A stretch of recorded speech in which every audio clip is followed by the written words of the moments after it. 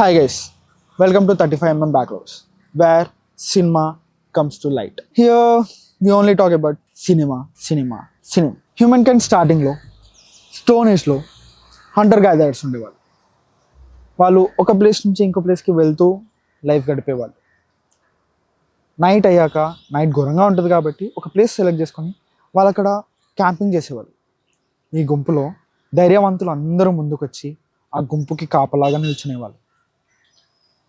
అందులోనే ఒక మనిషి అరుల్ అందరు హంటర్ గ్యాదరర్స్లో కాదు, తను స్ట్రాంగ్ కాదు, అలా అని చెప్పి వీక్ కాదు.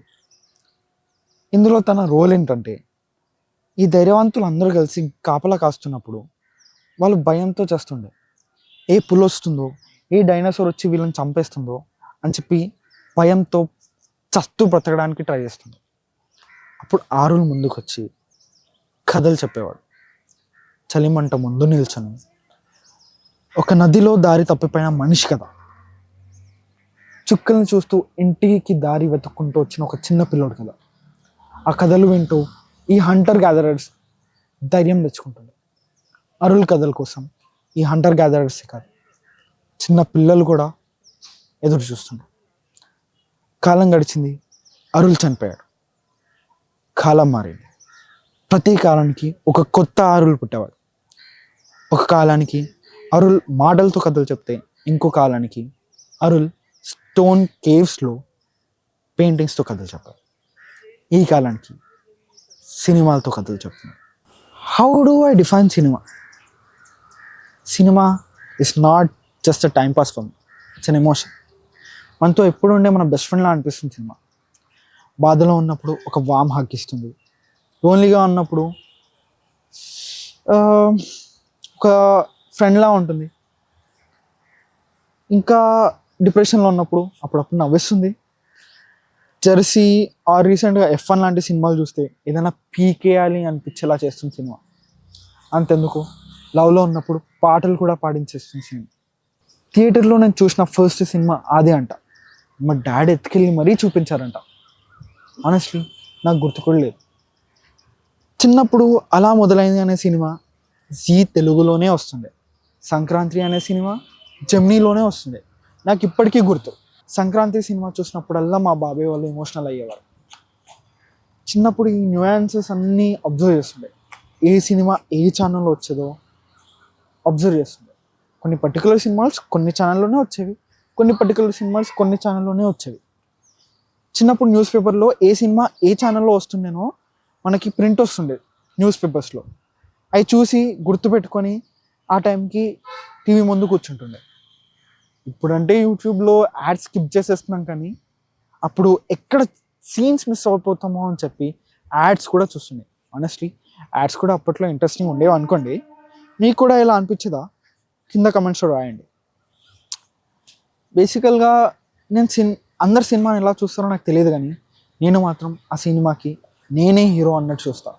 పొరపాటు నా సినిమా నచ్చేసింది అనుకోండి, ఒక 1 వీక్ నేను ఆ సినిమా హీరోలా ఫీల్ అయిపోతూ ఉంటా. So cinema is not just time pass, it is necessary for the society to survive. It reflects mirrors of the society.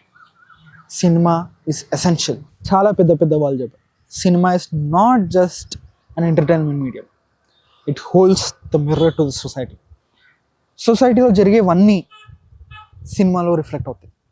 కాకపోతే కొంచెం ఎగ్జాజరేట్ చేస్తారు, but it holds a mirror to the society. Producers, writers, directors and actors అందరూ కలిసి ఒక spectacle create చేస్తారు, ఒక మంచి cinema తీస్తారు. ఫర్ సపోజ్ నేను థియేటర్లో ఒక మంచి సినిమా చూస్తుంటే నేను ఆ వరల్డ్కి వెళ్ళిపోతున్నట్టు ఉంటుంది. అప్పుడు నా ప్రెషర్స్ అన్నీ నాకు గుర్తుకు రావు. పర్సనల్ ప్రెషర్స్ కానీ, ఫినాన్షియల్ ప్రెషర్స్ కానీ, కెరియర్ ఏం గుర్తుకు రావు. అన్నీ మర్చిపోయి ఆ సినిమాలో ఇన్వాల్వ్ అయిపోతా, ఆ సినిమాని ఎంజాయ్ చేస్తా. And cinema is magical because it let's you take a seat back. Cinema is magical because మనం అలా కూర్చోపెట్టేసి అన్నీ మర్చిపోయి సినిమాని ఎంజాయ్ చేసేలా చేస్తుంది. నేను థియేటర్లో ఒక మంచి సినిమా చూసినంత వరకు నేను ఆ కొత్త వరల్డ్కి ట్రాన్స్ఫర్ అవుతున్నట్టు ఉంటుంది, ఆ వరల్డ్లో ఉంటున్నట్టు ఉంటుంది. నా ప్రాబ్లమ్స్ గురించి, stress and financial problems, career, studies అన్నిటి గురించి మర్చిపోయి నేను ఆ సినిమాని ఎంజాయ్ చేస్తూ ఉంటాను. Producers, writers, directors and actors అందరూ కలిసి ఒక స్పెక్టాకిల్ క్రియేట్ చేసి మనల్ని ఆ కొత్త రియాలిటీలోకి ట్రాన్స్ఫర్ చేస్తారు. And that's why I want to make films.